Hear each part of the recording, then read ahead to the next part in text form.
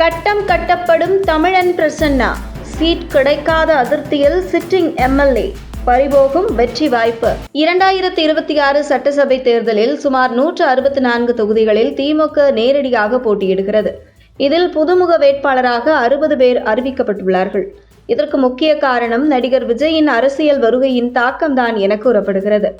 அதாவது புதிய வாக்காளர்களை விஜய் பெருமளவு அறுவடை செய்வார் என்கிற உளவுத்துறை ரிப்போர்ட்டின் அடிப்படையில் திமுகவில் இருக்கும் பழையவர்கள் பலருக்கு ஓய்வு அளித்துவிட்டு புதுமுகங்களுக்கு வாய்ப்பு அளித்திருக்கிறார் முதல்வர் மு.க.ஸ்டாலின்.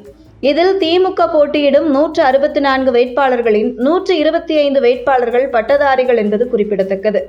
இந்த நிலையில் வேட்பாளர் தேர்வில் பெண் நிறுவனம் மற்றும் உளவுத்துறை கொடுத்த ரிப்போர்ட் மற்றும் மாவட்ட செயலாளர்கள் ஆதரவு என இதன் அடிப்படையில் வைத்து வேட்பாளர்கள் தேர்வு செய்யப்பட்டதாக கூறப்படுகிறது. ஒவ்வொரு தொகுதிகளுக்கும் 3 பேர் பரிந்துரை செய்யப்பட்டு இறுதியில் ஒருவர் வேட்பாளராக திமுகவில் அறிவிக்கப்பட்டிருக்கிறார்கள். இந்த நிலையில் திமுக வேட்பாளர் தேர்வில் மண்டல பொறுப்பாளர்கள் குறிப்பாக கே.என். நேரு, ஏவா வேலு, எம்.ஆர்.கே. பன்னீர்செல்வம், தங்கம் தென்னரசு போன்றோர் முக்கிய பங்காற்றி இருப்பதாக தகவல்கள் வெளியாகியிருக்கிறது. இந்த நிலையில் திமுகவின் சர்ச்சைக்குரிய பேச்சாளராக ஒரு காலத்தில் திகழ்ந்து சமூக வலைதளத்தில் பிரபலமாக அறியப்பட்ட தமிழன் பிரசன்னா கடந்த 2021 திமுக ஆட்சிக்கு வந்த பின்பு முற்றிலுமாக ஓரம் கட்டப்பட்டார். அதனால் கடந்த 5 ஆண்டு காலம் அடக்கி வாசித்து வந்தார் பிரசன்னா. 2021 ஆண்டு சட்டசபை தேர்தலில் போட்டியிட முயன்ற தமிழன் பிரசன்னாவிற்கு வாய்ப்பு வழங்கப்படவில்லை. இந்த நிலையில் தற்போது எழும்பூர் தொகுதியில் போட்டியிடுவதற்காக தமிழன் பிரசன்னா வேட்பாளராக அறிவிக்கப்பட்டுள்ளார். ஆனால் இந்த தொகுதியில் சிட்டிங் எம்எல்ஏவான பரந்தாமனுக்கு மீண்டும் வாய்ப்பு வழங்கப்படவில்லை. இதற்கு முக்கிய காரணம் அமைச்சர் மற்றும் மாவட்ட செயலாளர் சேகர் பாபுவுக்கும் சிட்டிங் எம்எல்ஏ பரந்தாமனுக்கும் இடையில் இருந்த உரசல் தான் என்று கூறப்படுகிறது. குறிப்பாக பரந்தாமன் துணை முதலமைச்சர் உதயநிதி ஸ்டாலின் மற்றும் திமுக மூத்த தலைவர்களுடன் நெருக்கமாக நட்பு பாராட்டி வந்தாலும் அவருக்கு இம்முறை சீட் வழங்கப்படாததற்கு முக்கிய காரணம் அமைச்சர் சேகர் பாபுதான் என கூறப்படுகிறது.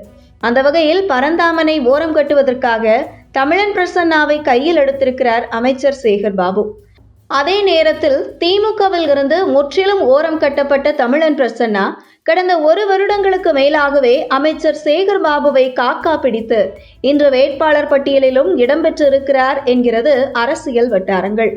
அந்த வகையில் தனக்கு சீட் கிடைக்காத அதிருப்தியில் இருக்கும் பரந்தாமன் தரப்பினர் தமிழன் பிரசன்னாவிற்கு வரும் தேர்தலில் போதுமான ஒத்துழைப்பு கொடுப்பதில் சந்தேகம் இருப்பதாக கூறப்படுகிறது.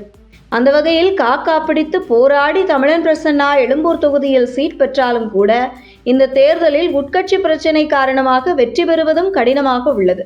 மேலும் தமிழன் பிரசன்னாவிற்கு பொதுமக்கள் மத்தியிலும் சொல்லும்படியாக செல்வாக்கும் இல்லை என்பது குறிப்பிடத்தக்கது.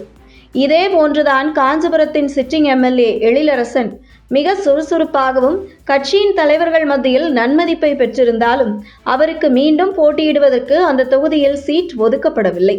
இதற்கு பின்னணியில் அமைச்சர் தாமு அன்பரசன் தான் காரணம் என்று கூறப்படுகிறது. எழிலரசனின் வளர்ச்சியை அமைச்சர் தாமு அன்பரசன் பொறுத்து கொள்ளாமல் தான் எழிலரசனுக்கு சீட் கிடைக்காமல் தட்டிவிட்டார் என்றும் கூறப்படுகிறது.